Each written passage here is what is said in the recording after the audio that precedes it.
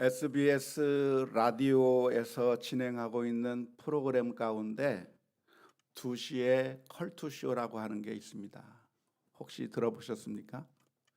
예, 아주 재미있는 유머들이 많이 소개되는, 그래서 듣다 보면 정말 폭소를 터뜨리게 되는 그런 프로그램인데요. 아주 오래전에 나왔던 그런 이야기인 것 같습니다. 요즘에는 택배 기사들이 문 앞에 택배 물건을 놓고 가는데, 예전에는 직접 전달해주고 가던 시대에 아마 나왔던 사연 같습니다. 어느 가정이 있었는데요. 그 가정은 장난기가 많아서 그래서 서로 엄마와 아들 사이에 장난을 잘 치는 그런 집안의 사연이었습니다. 그 아들이 외출한 상태의 택배 아저씨가 문을 두드렸습니다. 그러니까 어머니께서 안에서 대답을 했어요. 누구세요? 그랬더니 택배요. 그런데 그 말을 들은 어머니는 아들이 장난치는 줄 알았답니다.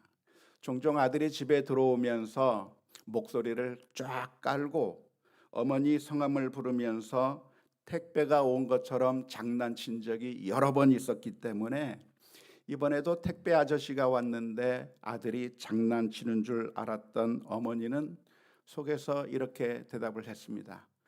웃기시네. 그러자 그 택배 아저씨가 또 대답을 했습니다. 택배입니다. 엄마는 대답을 합니다.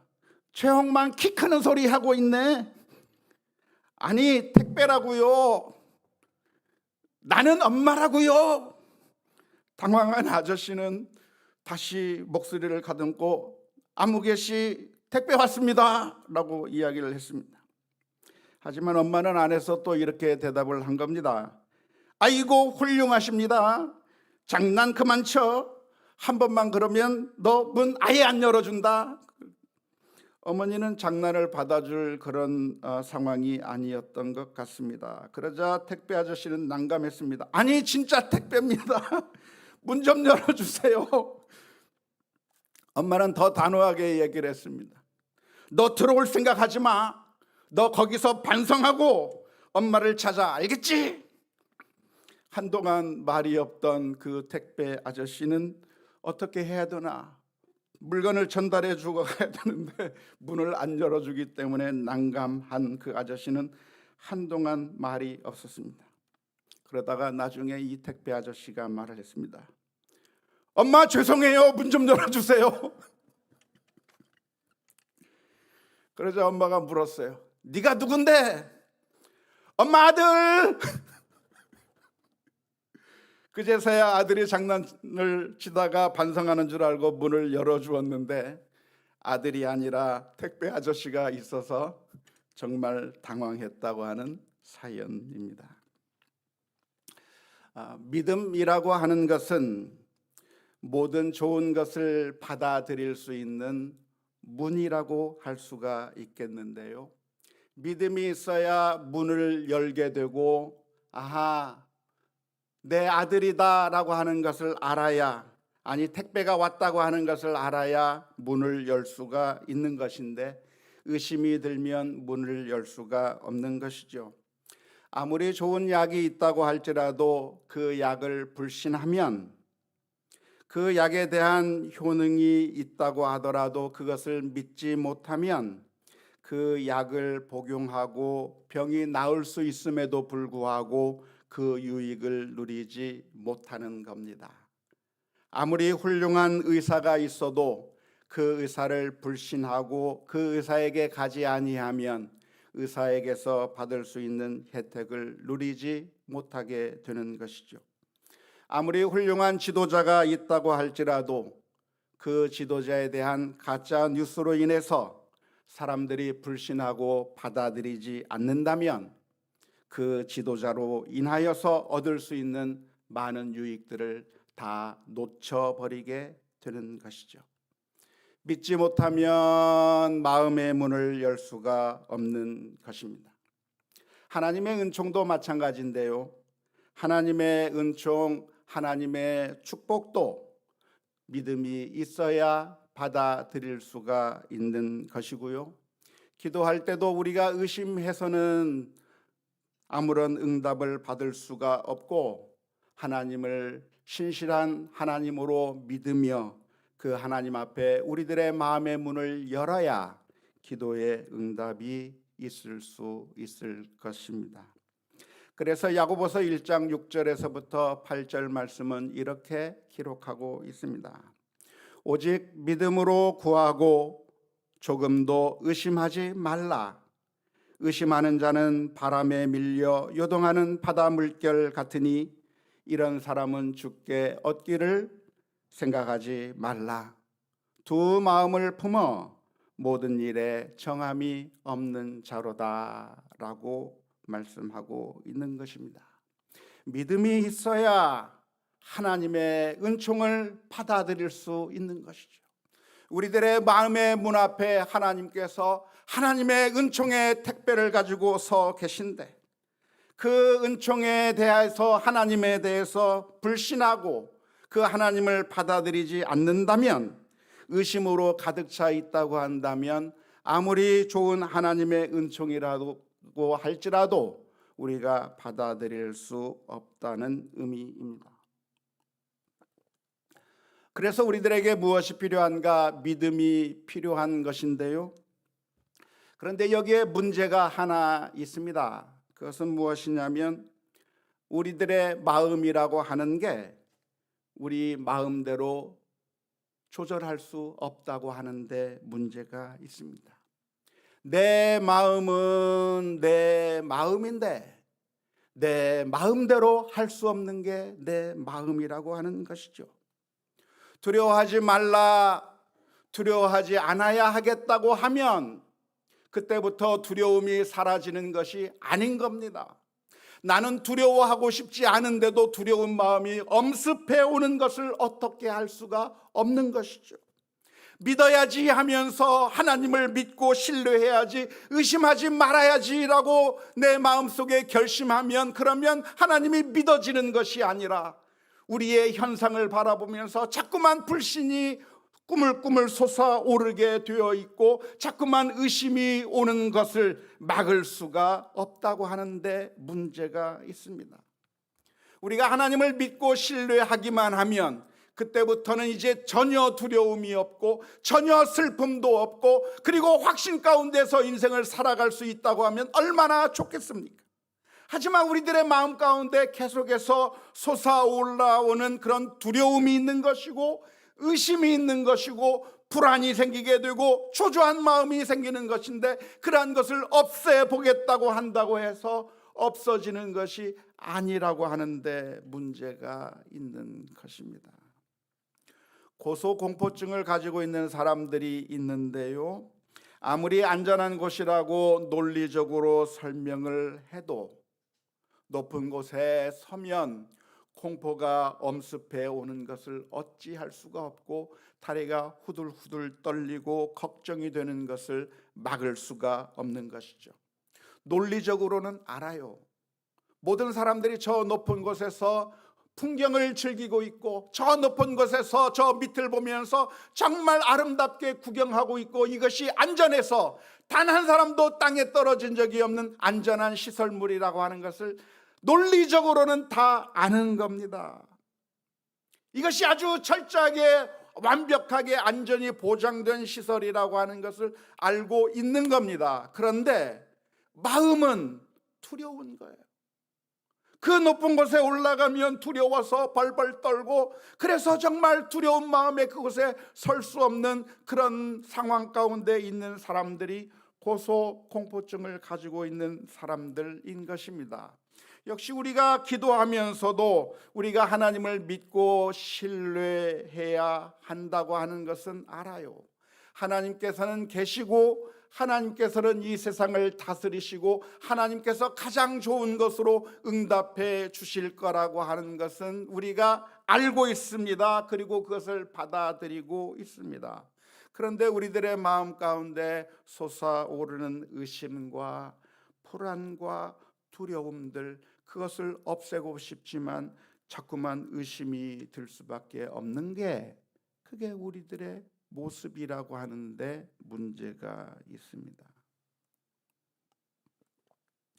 생사의 고비를 넘기고 있는 환자가 있는데 이제 자가 호흡도 하지 못하고 이 연명기에 의존해서 숨을 쉬고 있는 그런 환자 앞에서 하나님 앞에 간절하게 기도합니다. 하나님 살려주세요. 하나님 좀 제발 살려주세요. 기도하는데, 그리고 성경 말씀에 기록하기를 기도하면서 절대로 의심하지 말라. 의심하는 자는 두 마음을 품어 정함이 없는 것과 같다고 말씀해 주고 있기 때문에 내가 믿나이다. 주님 살려주세요. 하나님은 내 기도 들어주신다고 했잖아요. 살려주세요 하면서 하나님 앞에 간절하게 기도하는데, 그런데 내 눈앞에 있는 그 환자를 보면 살아날 가망성이 없는 것을 알기 때문에 이러다가 돌아가실 수가 있겠구나, 하나님께서 내 기도에 응답해 주시지 않을 수도 있겠구나라고 하는 그런 생각들이 솟아오르는 것을 막을 수가 없는 거죠. 이런 불길한 생각이 들면 안 되는 것인데, 의심하면 안 된다고 했는데, 내가 믿어야만 된다고 했는데, 의심하면 이루어지지 않는다고 했는데, 내가 이 의심의 마음이 떠오르면 어떻게 하나, 그런 불안한 마음 가운데서 내 그 의심을 떨쳐버리고 싶어도 의심이 떨쳐지지 않는다는데 우리들의 문제가 있는 거죠. 성경은 우리들에게 불가능한 것을 요구하고 있는 것일까요? 기도하면서 의심하지 말라고 요구하는 이 하나님의 말씀은, 그러니까 우리들에게 전혀 불가능한 것을 주문하고 계시는 말씀인 것일까요? 오늘 우리가 읽은 로마서의 말씀을 보면 아브라함의 이야기가 쓰여져 있는데요, 이 아브라함은 놀랍게도 하나님을 믿었습니다. 아브라함의 상황은 어떤 상황이었는가? 이미 나이가 많아요. 여기서 아브라함보다 나이가 더 많으신 분은 안 계셔요. 우리 가운데 있는 분들 가운데 최고령자보다도 더 나이가 많은 아브라함이 이제 자기가 아들을 낳을 수 있는 생물학적인 그런 가능성은 0%입니다. 아들을 낳을 수 있는 가능성은 전혀 없는 것이죠. 뿐만 아니라 아브라함의 아내 사레도 이미 경수가 끊어져 버렸고, 이제는 더 이상 아들을 낳을 수 있는 가능성이 완전히 없는 것입니다. 그렇게 나이가 많아서 전혀 아들을 가질 수 없는 상황 가운데 놀랍게도 하나님께서는 약속을 해 주셨습니다. 내가 낳은 그 아들이 있을 텐데 내 후손이 하늘의 별과 같이 많아질 것이다. 바닷가의 모래와 같이 많아질 것이고 너는 많은 민족의 아버지가 될 것이라고 하나님께서 약속해 주셨는데, 그 약속을 누가 맨정신으로 믿을 수 있겠어요? 여러분이라고 하면 믿겠습니까? 어떻게 그 상황을 믿을 수가 있겠습니까? 그 약속을 믿을 수가 있겠습니까? 이건 아무리 생각해봐도 믿을 수 없는 것이죠. 어떻게 이미 아들을 낳을 수 있는 그런 가능성이 생물학적으로 완전히 가능성이 없어져 버린 이 부부에게서 어떻게 아들이 태어날 수 있겠는가? 거의 불가능한, 아니 완벽하게 불가능한, 100% 불가능한 그 상황 가운데서 놀랍게도 아브라함은 하나님을 믿었다고 기록하고 있는 것이고요. 그렇게 아브라함이 하나님을 믿으니 하나님께서 그 아브라함의 믿음을 보시고 그를 의로 여기셨다. 그 믿음을 의로 여기셨다고 성경은 기록하고 있습니다. 로마서 4장 18절에서부터 22절에 표현되어 있는 그 표현을 천천히 한번 보았으면 좋겠습니다. 아브라함이 바랄 수 없는 중에 바라고 믿었으니 이는 내 후손이 이 같으리라 하신 말씀대로 많은 민족의 조상이 되게 하려 하심이라. 그가 100세나 되어 자기 몸이 죽은 것 같고 사라의 태가 죽은 것 같음을 알고도 믿음이 약하여지지 아니하고 믿음이 없어 하나님의 약속을 의심하지 않고 믿음으로 견고하여져서 하나님께 영광을 돌리며 약속하신 그것을 또한 능히 이루실 줄을 확신하였으니 그러므로 그것이 그에게 의로 여겨졌느니라 라고 표현하고 있습니다. 정말 믿을 수 없는데도 불구하고 아브라함은 그 하나님을 믿었다고 하는 것이죠. 하지만 우리가 구약 성경을 읽어보면 창세기에 기록된 아브라함의 이야기를 자세히 살펴보면 아브라함의 믿음이 그렇게 대단했는가 하면서 아브라함의 이야기를 살펴보면 사실 그렇지 않습니다. 아브라함의 믿음이 굳건해가지고 정말 엄청난 믿음이 있어서 한 번도 흔들리지 않고 하나님을 완벽하게 신뢰한 사람이었는가? 라고 질문을 던지며 창세기의 이야기를 읽어보면 사실 그렇지가 않아요. 아브라함의 믿음은 어땠는가? 항상 흔들렸습니다. 항상 불안하게 요동쳤습니다. 하나님께서 내게 큰 민족을 이루게 해주겠다고 하는 그 약속을 해주셨을 때 그 약속을 받아들이고 아멘으로 그렇게 고백했지만 그러나 아브라함의 믿음은 언제나 흔들렸어요. 어떻게 흔들렸어요? 아들이 안 생기니까 흔들리는 거죠. 이러다가 망하는 거 아니야? 이러다가 아기 없이 죽는 거 아니야? 이러다가 완전 내 인생 끝나는 거 아니야? 라고 하는 그런 불안한 마음이 아브라함의 마음 가운데, 사라의 마음 가운데 있는 겁니다. 그리고 천사가 와서 약속하기를 내년 이맘때에 내 집에 아들이 있을 것이고 사라가 그 아들을 안게 될 것이라고 하는 예언의 말씀을 해 주었을 때 사라는 비웃어 버렸어요. 나 같은 여인이 어떻게 아들을 얻을 수 있단 말인가? 말도 안 되는 소리 하지 말라고 뒤에서 비웃어 버리고 말았던 것이죠. 한 번은 이집트에 가서 아주 어려운 상황에 있을 때 아브라함은 하나님께서 보호해 주실 것이라고 하는 사실을 망각해 버리고 자기 자신이 거짓말해서 그래서 자기 가정을 지키려고 하는 그런 불신의 사람이었습니다.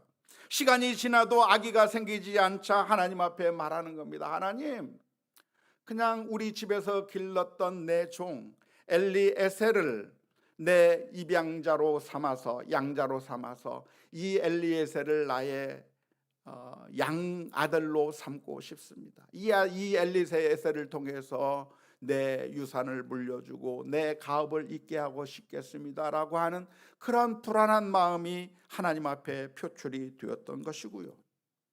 더 나아가서 하나님께서 그 아들을 주시겠다고 하는 약속을 믿지 못해서 하갈이라고 하는 사라의 몸종을 통해서 아들을 얻으려고 시도했던 이야기가 나오는데요. 언제 나왔냐면 아브라함이 하나님을 믿음에 하나님께서 그 아브라함의 믿음을 의로 여기셨다고 하는 그 말씀 이후에 믿음을 의로 여겼다고 하는 이야기는 창세기 15장에 나오는데 16장에 가면 그 믿음이 벌써 흔들려 가지고 하갈을 통해서 아들을 낳는 이야기가 기록되어 있는 것이죠. 그러니까 아브라함의 믿음이 견고했는가라고 질문을 던진다면 전혀 그렇지 않았습니다. 하나님께서 말씀하시기를 나를 믿으라, 내가 너에게 아들을 주겠다라고 말씀해 주셨을 때 예, 하나님 믿습니다 라고 이야기했고 하나님을 믿음에 하나님께서 그래 그것이 너에게 의다라고 인정해 주셨는데 얼마 가지 않아 아브라함의 믿음은 흔들려 버렸고 믿음 없는 행동을 보여주었다고 하는 게 창세기의 기록입니다. 그런데 바로 이 아브라함의 모습이 바로 우리들의 모습과 같아요. 우리가 신앙생활하면서 하나님 믿습니다, 하나님 믿습니다를 우리가 고백을 합니다. 기도하면서 하나님 믿습니다라고 말하고 하나님 앞에 믿음으로 나아가서 이렇게 신앙생활을 하고 있습니다마는 그러나 우리의 믿음이 늘 흔들리게 되어 있는데요, 조그만 어려움을 만나게 되면 불안해할 수밖에 없는 게 우리들의 모습인 겁니다. 아무리 하나님의 능력을 체험했어도 우리들의 눈앞에 홍해 바다가 놓여져 있으면 불안해 버릴 수밖에 없고, 광야의 길을 가다가 먹을 게 없거나 마실 게 없으면 그러면 원망하게 되어 있고, 적군이 우리들 앞에 놓여져 있으면 불안해 떨 수밖에 없고, 우리를 인도하던 지도자가 사라지고 보이지 않으면 그러면 불안해할 수밖에 없었던 그런 이스라엘 민족처럼 우리들도 우리가 믿음으로 살아가다가 조그만 어려운 일을 만나면, 조그만 가정에 아픔이 생기면, 조그만 사업에 문제가 생기고 여러 가지 질병이 생기면 우리들의 마음은 흔들릴 수밖에 없는 게 우리들의 모습인 것이죠. 그래서 우리들의 기도는 어떻게 되어야 하는가? 주여 내가 믿나이다, 나의 믿음 없는 것을 도와주소서라고 기도해야 됩니다. 마가복음 9장 24절에 보면 간질을 앓고 있던, 간질병과 같은 그런 질병을 앓고 있던 그 아들을 고쳐달라고 애원했던 그 아버지가 예수님 앞에 나와서 했던 고백이 무엇이냐면, 주여 믿나이다, 주님께서 이 아이를 고칠 것을 내가 믿나이다, 그런데 내 믿음 없는 것을 좀 도와주십시오. 왜냐하면 불안하기 때문에 그래요. 사랑하기 때문에 불안한 것이고, 애정이 있기 때문에 슬픈 것이고 고통스러운 것인데, 그래서 늘 흔들릴 수밖에 없는 우리들의 마음을 주님 붙잡아 주시고 나의 믿음 없는 것을 도와달라고 말할 수밖에 없는 것이죠. 의심하는 자는 주께 얻을 수 없다고 하는 야고보서의 말씀은, 그러니까 우리가 기도하다가 조금이라도 의심하는 마음이 들면 땡, 탈락, 자격이 안 되니까 기도 안 들어줘 라고 하는 식으로 반응하신다고 하는 그런 의미의 말씀이 아닙니다. 기도하다가 우리들의 마음 가운데 조금이라도 의심이 생기고, 기도하다가 조금이라도 우리들의 마음 가운데 불안이 생기면 땡, 탈락이라고 선언해 버리시겠다고 하는 그런 의미의 말씀이 아니에요. 하나님께서는 아무런 감정도 없는 그냥 재판관이어서 우리가 믿음이 없는가 있는가만 보시고, 그래서 합격 불합격을 외쳐버리고 끝내버리시는 그런 무자비한 하나님이 아니라, 이 말씀을 해주시는 이유는 우리들의 마음 가운데 자꾸만 의심이 솟아오를 때 다시 한번 주님을 바라보고 다시 믿음을 회복시켜야 한다고 하는 그런 의미에서 이 말씀을 해주시는 겁니다. 불안하는 마음이 솟아오를 때 그때 나 자신을 향해서 말하는 거죠. 내 영혼아 어찌하여 불안해하며 어찌하여 낭망하는고, 너는 너의 하나님을 바라보라, 너의 하나님을 바라보라. 나 자신을 향해서 이야기해야 되는 것이고, 슬픈 일이 있을 때, 아픈 일이 있을 때, 너무나도 고통스러워서 일어설 수 없을 때 우리 자신을 향해서 노래해야 되는 겁니다. 내 영혼아 어찌하여 낭망하며 어찌하여 슬퍼하느냐, 너의 하나님을 바라보라. 하나님, 전능하신 하나님, 사랑이 많으신 하나님을 바라보라고 우리 자신에게 이야기하면서 다시 한번 믿음을 가지고 주님이 나의 아버지심을 믿습니다, 믿기를 원합니다, 나의 믿음 없는 것을 도와주시옵소서, 나의 불안한 마음을 하나님께서 만져주옵소서 하면서 기도하며 나아가야 하는 것입니다. 하나님의 은총을 받아들이는 것은 믿음이라고 하는 그런 문을 통해서 받아들이는 것이죠. 하나님께서 우리의 아버지이심을 믿어야 우리들의 마음의 문을 열고 하나님께서 들고 오신 은총의 택배 상자를 우리가 받아들이게 되는 것이죠. 하나님이 우리들의 아버지가 되신다고 하는 사실을 우리가 믿음으로 우리들의 마음의 문을 열어야, 그래야 그 풍성한 은총의 선물들을 우리가 받아들일 수 있는 겁니다. 친일 행적이 있는 시인이면서 전두환 찬양시를 지었다고 해서 비판을 받고 있는 시인이지만, 그러나 그가 쓴 시는 너무나도 멋진 시여서 널리 회자되고 있는 시가 하나 있는데요, 김춘수라고 하는 시인이 쓴 꽃이라고 하는 시입니다. 그 시에서 김춘수 시인은 이렇게 노래를 했습니다. 내가 그 이름을 불러주기 전에는 그는 다만 하나의 몸짓에 지나지 않았다. 내가 그의 이름을 불러주었을 때 그는 나에게로 와서 꽃이 되었다. 꽃인데도 내가 그 이름을 불러주지 않으면, 우리들의 마음의 문을 열고 하나님을 바라보지 않으면 아무리 좋은 은총의 선물도 우리의 것이 되지 않는 것인 것이죠. 하나님께서는 전능하신 하나님이시기 때문에 강제적으로 우리들의 마음의 문을 열어 제치고 쳐들어와 정복할 수가 있을 겁니다. 마치 러시아군이 우크라이나에 쳐들어가서 정복할 수 있는 것처럼 어설프게 정복을 못해서 지금 질질 끌고는 있지만, 하나님은 그런 정도의 능력이 아니라 전능하신 하나님이시기 때문에 우리들의 마음을 포위하고 융단 폭격해서 우리들을 완전히 항복시키려면 단 1초도 걸리지 않을 것이지만, 하나님은 러시아 군처럼 하지 않으시는 하나님이에요. 오히려 마음 문 밖에 서서 우리들의 문을 두드리고 우리가 믿음으로 우리들의 마음의 문을 열기를 기다리고 계시는 것이죠.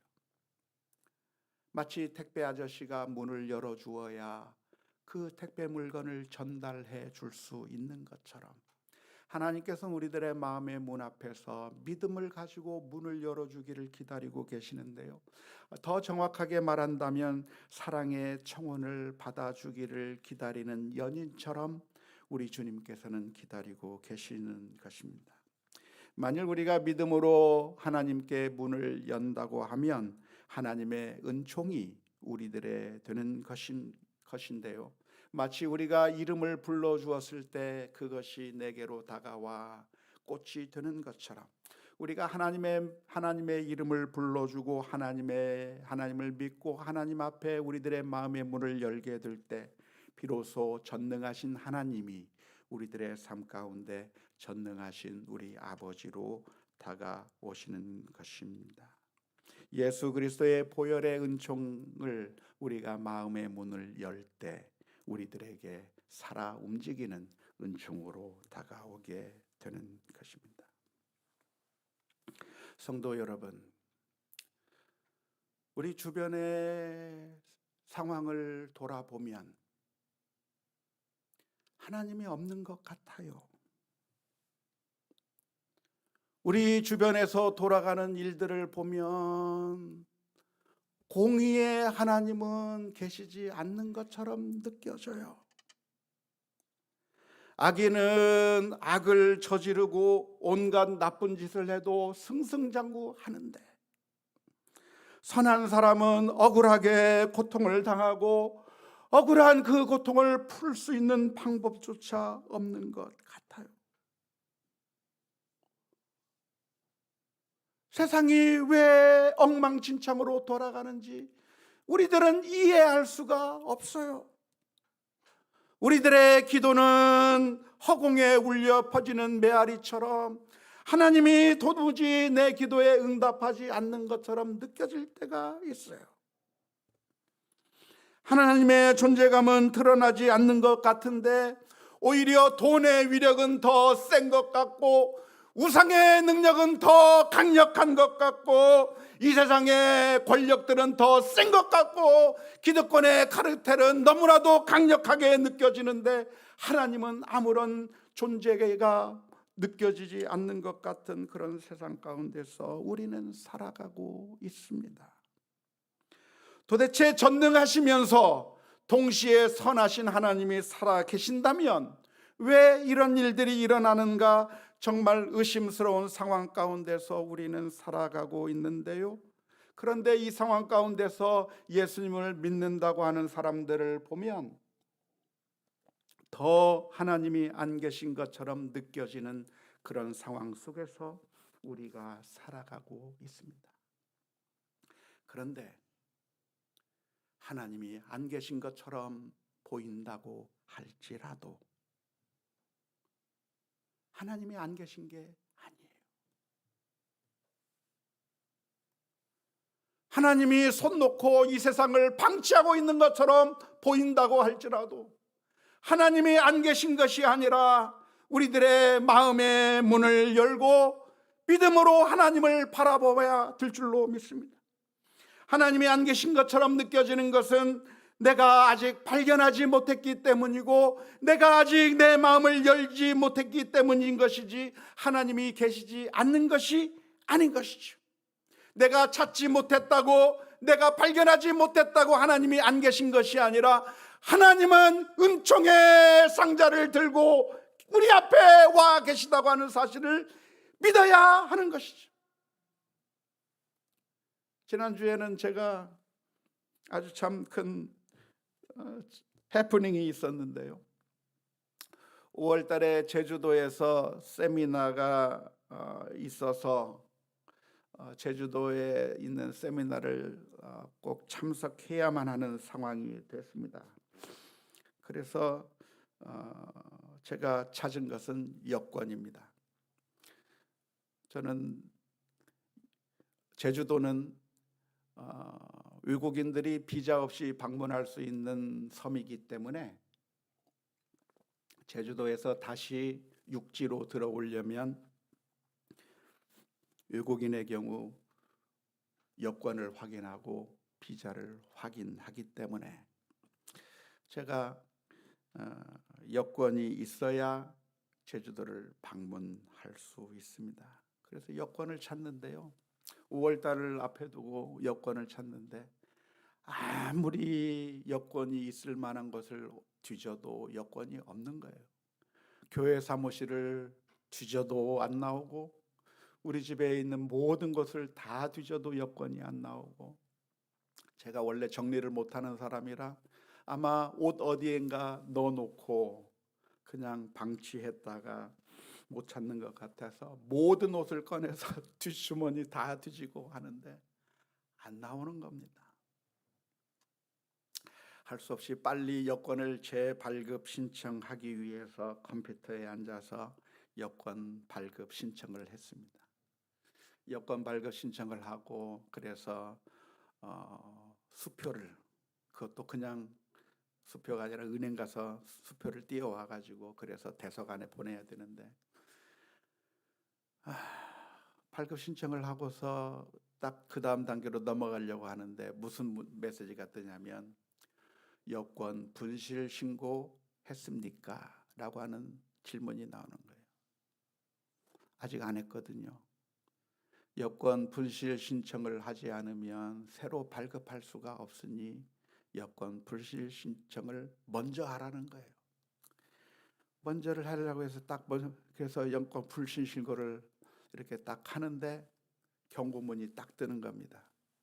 일단 한번 분실 신고하면 그 여권을 다시 찾아도 다시 사용할 수 없습니다. 찾았다고 신고해봤자 다시 사용할 수 없습니다라고 하는 문자가 뜨는 거예요. 그래도 어떻게 해요?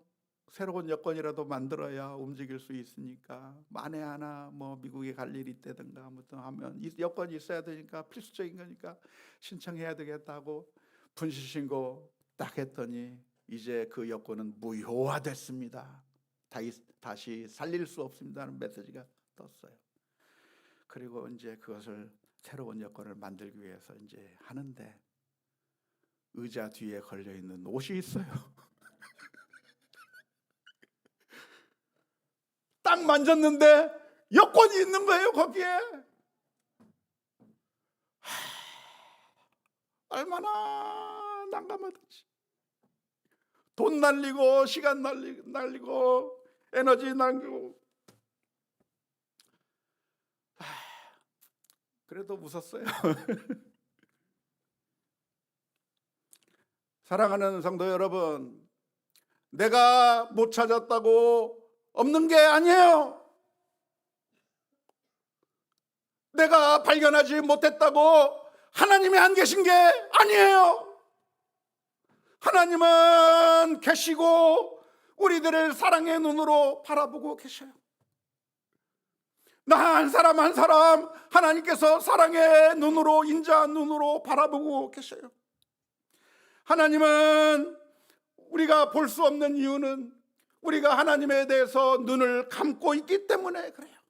우리들의 마음의 의심으로 우리 집 문 앞에 은총의 택배 상자가 기다리고 있는데, 의심의 눈으로 이해하지 않으려고 받아들이지 않기 때문에 보지 못하는 거예요. 하나님의 은총은 도처에 널려져 있는 것인데, 마치 태양이 뜨면 온 세상이 그 태양의 열기에 의해서 모든 것이 꾸물꾸물거리면서 다 살아나듯이, 이제 봄이 되니까 여러분, 산수유 꽃이 피어나고 있어요. 봄이 되니까 매화가 폈더라고요. 나뭇가지에 싹들이 피어나고 있어요. 온 세상이 다 바뀌어 나가고 있어요. 겨우내 죽은 것 같았는데 완전히 망가져 버려서 이제는 소망이 없는 것처럼 그 추운 겨울을 보냈는데, 그래서 이것이 완전히 다 죽은 줄 알았는데 하나님의 은총의 태양이 뜬다고 한다면, 이제 죽었던 것 같은 사람들이 하나씩 하나씩 살아나고 하나님의 놀라운 은총이 일어나게 된다고 하는 사실을 바라보아야 할 것입니다. 우리들의 믿음이 흔들릴 때마다 다시 한번 주님을 바라보면서, 주님의 약속을 바라보면서, 하나님, 나의 믿음 없는 것을 도와주시옵소서, 담대한 믿음을 회복해 나가야 될 줄로 믿습니다. 믿음은 하나님의 은총을 받아들이는 문이고, 우리를 사랑하사 하나밖에 없는 그 아들을 십자가에 내어주신 그 하나님의 놀라운 사랑의 선물이 우리들에게 들어오는 통로이기 때문에, 힘들고 어려운 상황 가운데서 이 세상의 것들만을 바라보며 절망할 게 아니라 하나님을 바라보고 우리들의 시선을 주님 앞에 들어 바라볼 수 있는 우리 모두가 다 될 수 있기를 주님의 이름으로 축원합니다. 우리 함께